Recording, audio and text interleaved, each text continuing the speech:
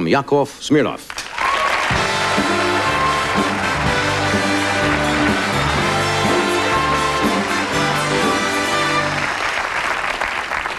Hi. Hi. It's nice to be here. I love living in America. It's wonderful. When I was leaving Russia, none of my friends were surprised because in my high school yearbook, I was voted most likely to be an American. Yeah, it's wonderful to be here. It took me a while to adjust to a lot of things. Like I flew to America on 747, first time on a luxury airline. See, Soviet planes are different. Restrooms outside. And it's no fun when you're facing the wrong way. Here I am on a plane, they gave me headphones, and I'm watching a movie. Something was funny in the movie, I start laughing. My laughter is different than American people laugh. Like, we're not allowed to laugh out, so we laugh in, and it sounds real obnoxious, like, So I start laughing, and the oxygen mask fell out. Then stewardess announced, please, bring your seats all the way forward. I had no tools. They're screwed to the floor. Then I walked into a restroom, and there's a sign that says, no foreign objects allowed. 12 hours flight. It wasn't funny then. A lot of things were confusing. I couldn't read, and I used to walk into ladies' rooms. And that was embarrassing because women would scream. See, in Russia, you walk into a ladies' room, they don't scream. You do. Swimwear.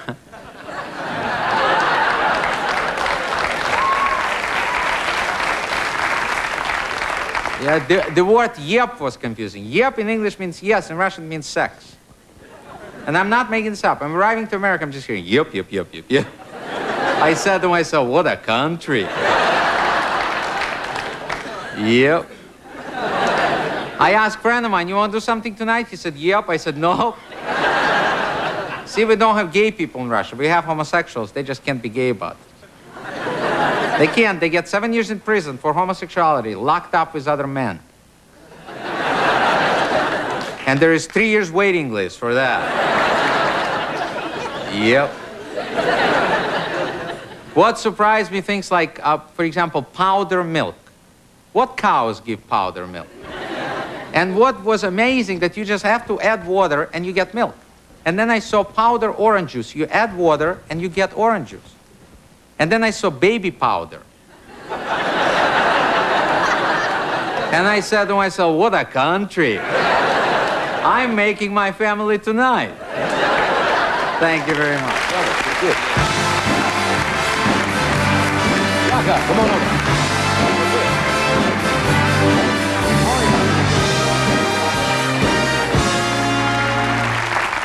Nice to see you again. Nice to see you. When you first come out to perform, I get the impression sometimes people in the audience think you are an American actor portraying a Russian comedian. But you were born in Russia and came to this country how long ago? 9 years ago. Yeah. Do you get that feeling sometimes where people say, is this for real? Yeah, a lot of people come to me after the show and they say, are you really a comedian? And then, yeah, the comedian. And that's normal. Yeah. But I guess, you know, people just don't believe because there was so many people who portray a Russian, like Robin Williams used to do Russian character, yeah, and Andy Kaufman. And you learn to speak English here. Do you find this language extremely difficult to learn? I've looked at Russian books, and it seems very, very difficult from an English-speaking standpoint. Yes, there's a lot of things in this language that are very hard to adjust, especially the expressions. Yeah. One girl said to me a few weeks ago, she said, please be frank. Upset the hell out of me. So, yeah.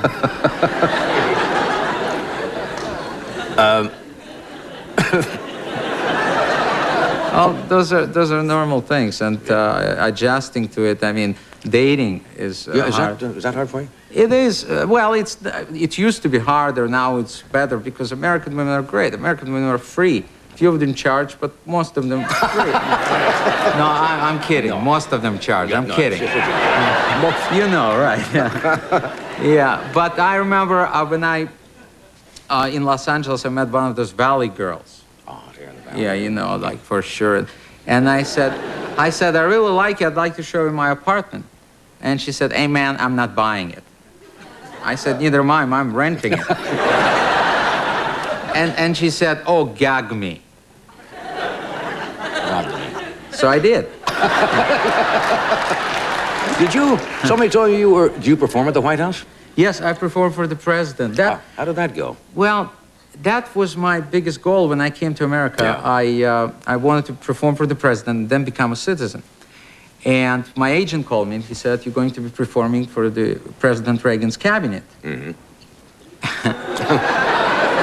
And I said, great. I always wanted to see Nancy's China. Yeah, so you... But I was very nervous because if he doesn't like you, it's like you might hear, like, you'll never work this country again. Yeah. But as a comedian, Johnny, you probably can relate to it. I had to perform for the president and do comedy 2 days after the space shuttle tragedy. That's very hard. And somebody from the audience asked me, do I feel like an American yet? Mm-hmm. And at that time, I felt like the Tin Man in the end of the movie Wizard of Oz when he said, now I know I've got a heart because I can feel it's breaking. Oh. And that moment, I knew what it feels like to be an American. Yeah. Could you do some of the material out here in Russia? Some of the jokes you make about Russia? I could do it once.